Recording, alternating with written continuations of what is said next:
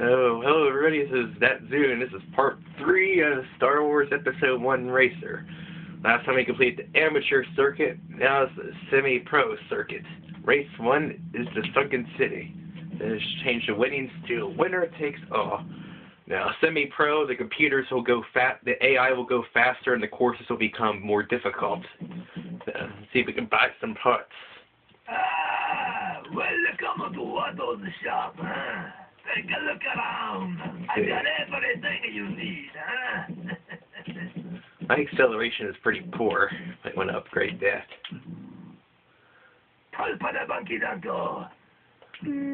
Acceleration. Do I get more turning too? Nope, I only have 38 credits. So that's all the upgrading I can do. So let's start the race.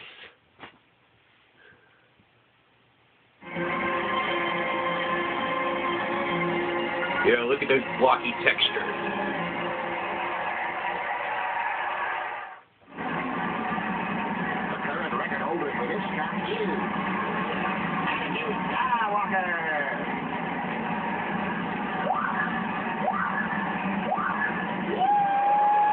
Yeah, turbo starts.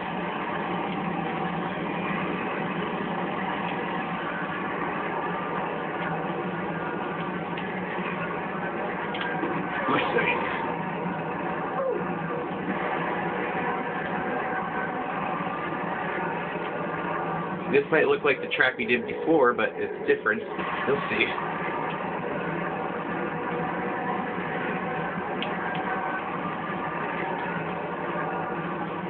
Take this path.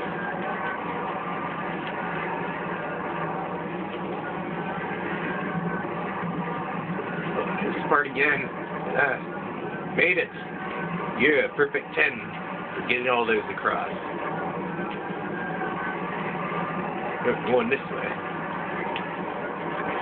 Shortcuts. Take the shortcut. Oh, I crashed and it disabled the shortcut. No, there's still 2 more left. Thanks to my incompetence, I have to take the long way. That is a shortcut. You saw me go through it. I just crashed. Left.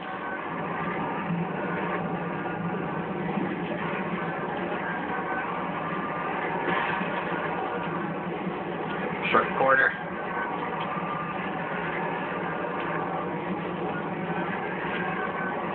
Woo.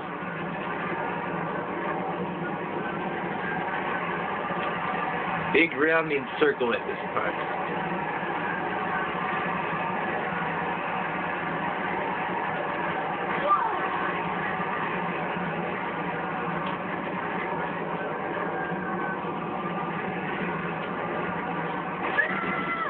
How did I die there? I didn't... Oh, I must have hit something, I guess, but... What did I hit? What did I hit? Yeah.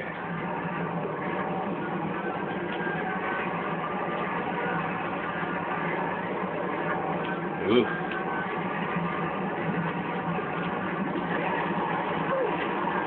I'm a bad driver. If there were pedestrians on the road, I bet they'd all be dead. I'm not playing Carmageddon, though. I never played Carmageddon, but I know about it.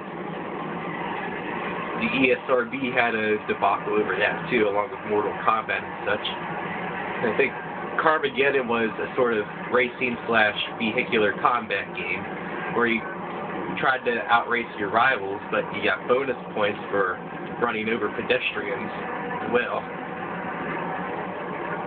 And I think that's the extent of my knowledge. There was Carmageddon 64. I might pick that up sometime.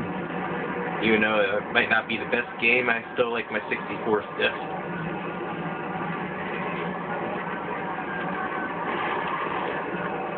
Don't know too much about it outside of what I said. I'm too smart for the doors. Too smart. Let's see if we can do the shortcut without screwing it up this time. There we go. Perfect shortcut.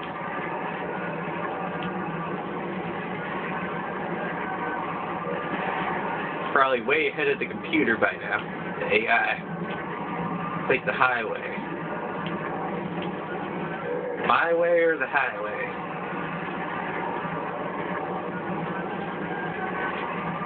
As you can see, these courses are starting to get fairly lengthy. I'm showing the second lap and we're 4 minutes, 15 seconds in. So yeah, progress might slow down quite a bit. Because amateur circuit was no problem. Progress might slow down quite a bit here. I still might do 3 or 4 races per part though. Even though it might go to 30 minutes like the last recording. So, yeah.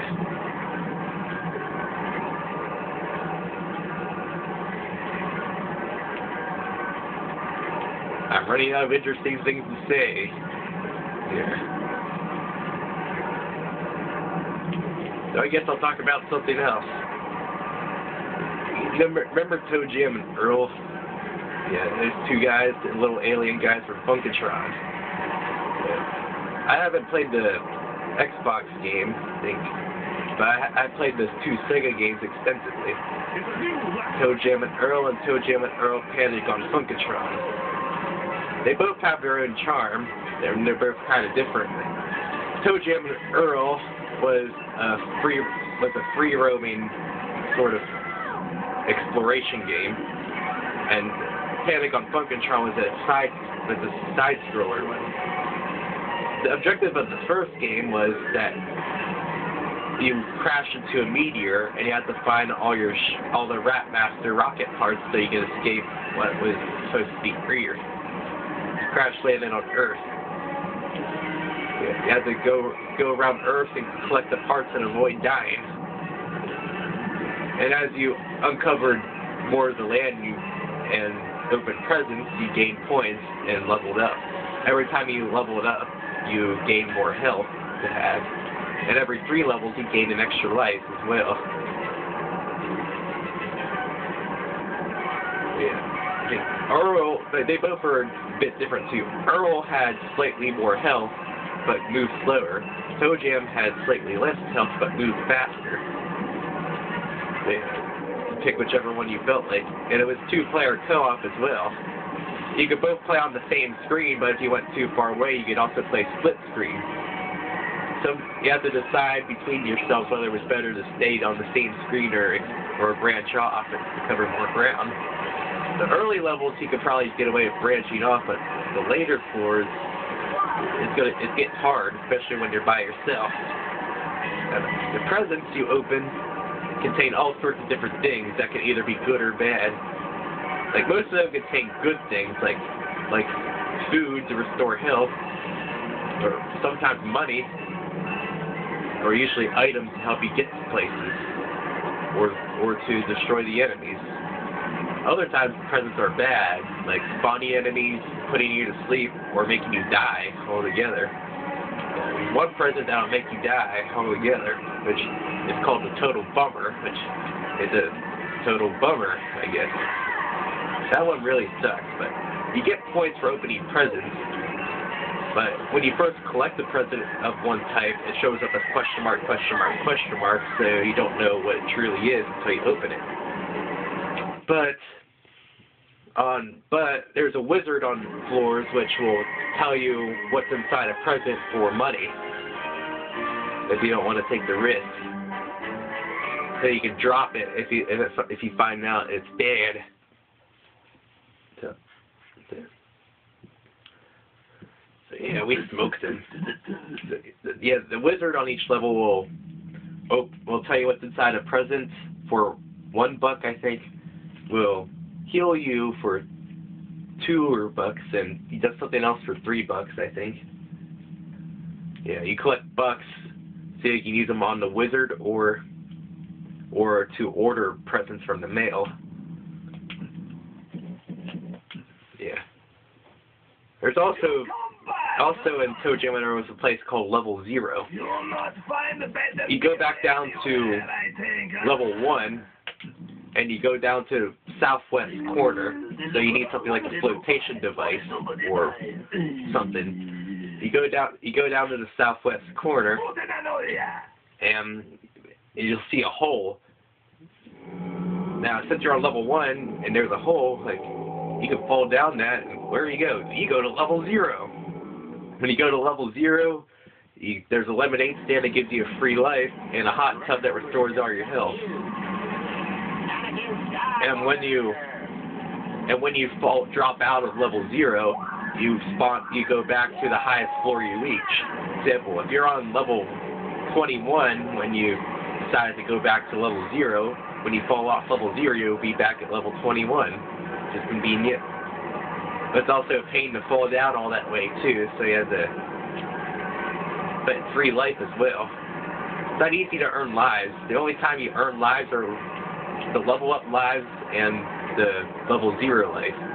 So you start off with 3, you can only earn up to 4 extra lives.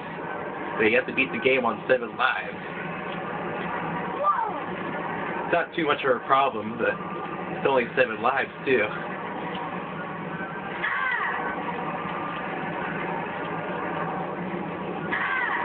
Original ToeJam and Earl is good. I beat it a couple times. There's 2 worlds too. There's the random world, which randomly places everything every time you play.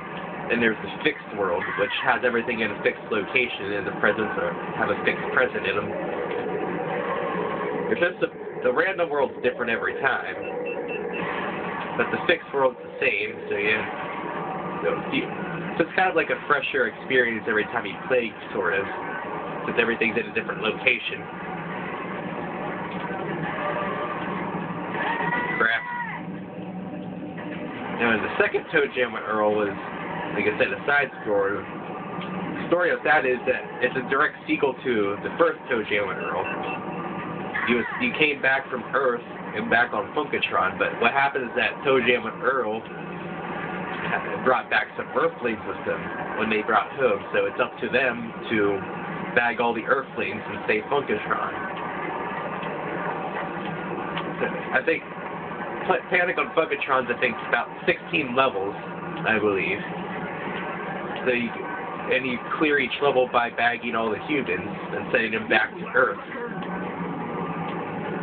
Also, throughout the game, there's things called the Funkapotamus. Funkapotamus is items.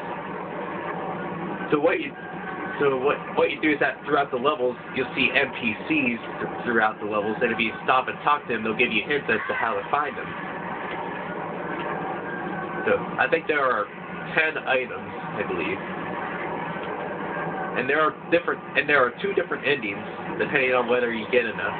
There's the ending where you don't get enough items for the Funkapotamus to come out, which is the bad ending, and there's the ending where you get enough items, which is the good ending. If you collect all 10 items, you get a 1 million point bonus when all is said and done. Yeah, it does keep score, so you can try for the highest score. 1 million point bonus for getting all the items.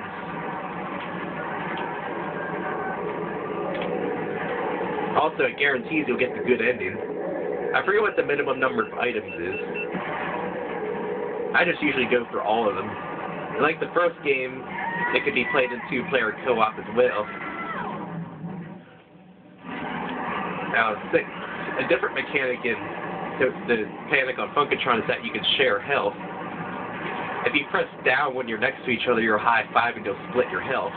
Like if one person's down at 10% and the other's up at 90%, you'll high five and you'll split the health, so you both have 45% or 50%.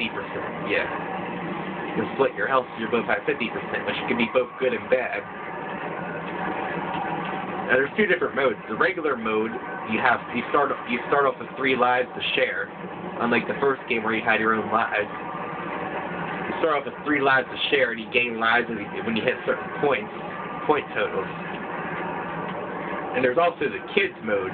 The kids mode, you have infinite health, but you can't truly beat the game. The game stops after level 5. So yeah, if you want to get to the end of the game, you have to play the regular mode.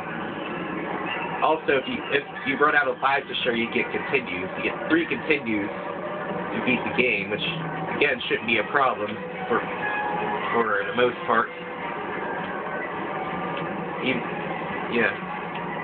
Even when you're by yourself, I would guess. I think Panic on Funkatron is slightly easier by yourself, because you don't have to worry about another person stealing all your lives and stuff, compared to the first game where it's probably easier to have a partner, because you have your own separate lives. There's also another thing in Panic on Funkatron called the Hyper Funk Zone. Basically a bonus zone where you can get more items and points. Apparently you're supposed to get something special when you complete all the Funka Zone. Hyper Funk Zone is what it's called. If you complete all the unique zones, you get a special bonus. I'm not sure what it is because I haven't done it yet. But I forget how many zones there are because, like I said, I haven't done it all. And it's basically just a way to get free points and items. What happens is that in the Hyper Funk Zone, you're on a timer, and you have to get to the goal before the time expires. To help you along the way, there's clocks. When you collect the clock, you gain more time. There's also lightning bolts that speed you up, and also barriers that slow you down. And there's also the exit holes. If you hit an exit hole before you finish the stage, you'll be booted out, and it won't count as a clear, but you still get to keep all the crap you earn. Each zone has 3 stages, and they get harder, both the zones and the stages. So to avoid hitting the barriers and exit portals, you press one of the buttons to become like a little scribble so you can pass by them unharmed. Either player can go into them and do it. So you want to send in the better player to do those. So yeah, you get some items too, like the Mega Jars. The Mega Jars are a one-hit kill, so to say. They automatically get humans in one jar. Oops, wrong tab. And there's also the thing where you can teleport through walls and stuff. That can be used to get to some good places. I got injured a little. Something else?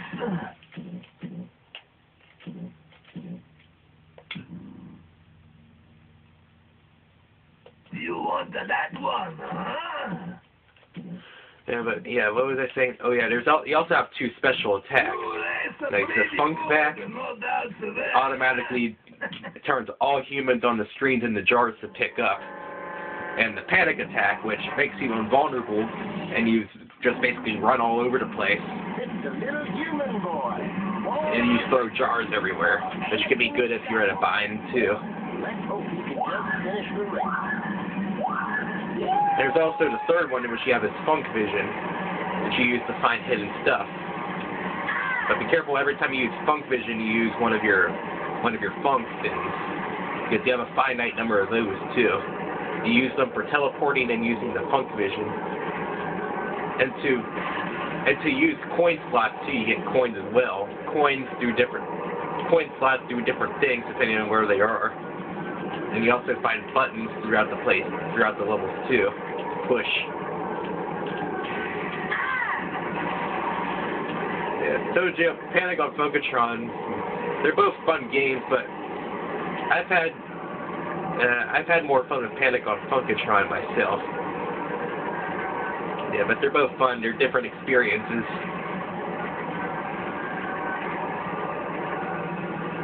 Oh, this one's really short. I might be able to do race 4.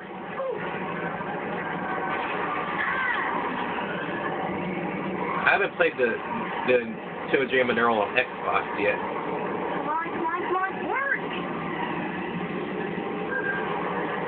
Yeah. So yeah, that's my experience with ToeJam and Earl and stuff. They're both fun games. If you have a Sega Genesis or on the Virtual Console or something, might be games to look into.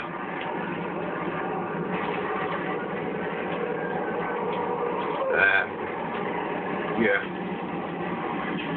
I need something else to talk about now, don't I? You know when you hit the repair button, as you saw there, it sounds like a flushing toilet to me every time I hit it. Don't know why, it just sounds like a flushing toilet. I find it kind of funny. Why am I going to a stop? Flushing toilet. Need more filler. What else can I talk about? Basically said what all I could say about the game. I talked about Toe Jam and Earls about as much as I could.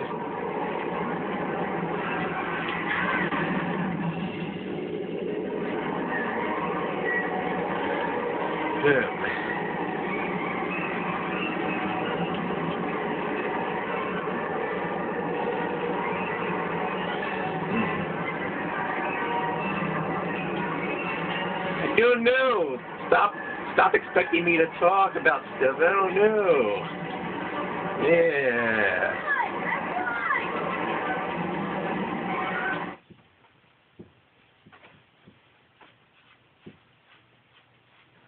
I don't know what to say anymore. I don't know if that's a sign I should stop now or do this race.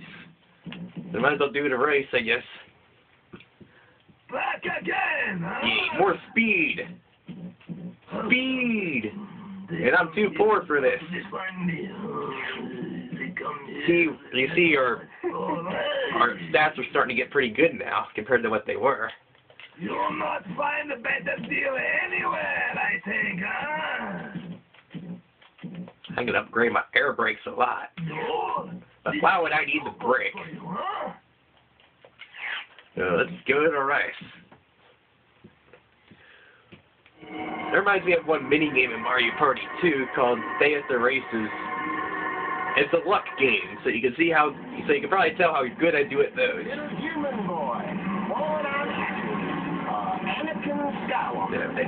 It's a luck game. You pick either Womp, Swamp, Bob-omb, or Boo, and you just have to hope you win. It's all luck. It's fun because it's luck, but I hate it because it's luck. You know, contradictory. I'm contradicting myself. Ride the walls. Wall riding. Riding Metal Gear Solid 2. Speaking of which, I did play the Metal Gear Solid, some of the Metal Gear Solid games recently, but I'll save that for another time. With my experiences with them, so I have something to talk about next time. Either on this or Wetrix, one of the other two.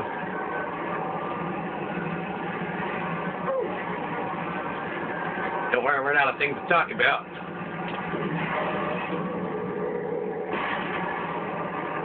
Yeah, this course is short. We're going to push 30 minutes again, probably. Yeah, sorry about the long parts.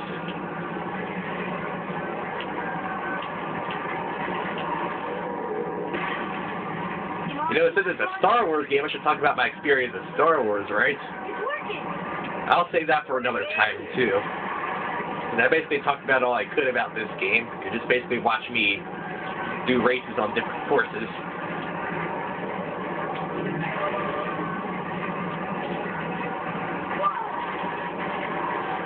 Be the pod racing champion.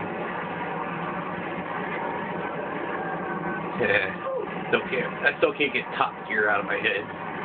Yeah. Every time I play a racing game, I think of Top Gear. Which I already talked about, so you don't need to hear any more of that. It's a new lap record. Yeah. Final lap. Final lap. Final laps of racing games always get me going.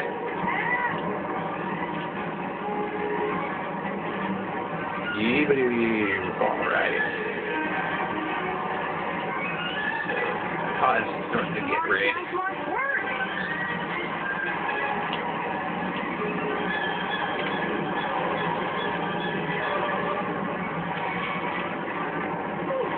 Yeah.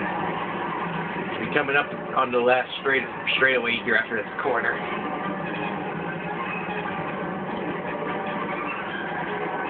Or after this corner. Or after this corner. I just raced around this track 2 times. I should know what it is.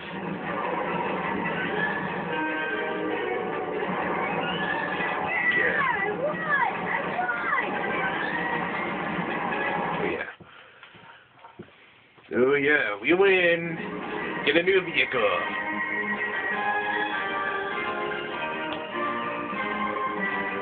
And I am out of things to talk about.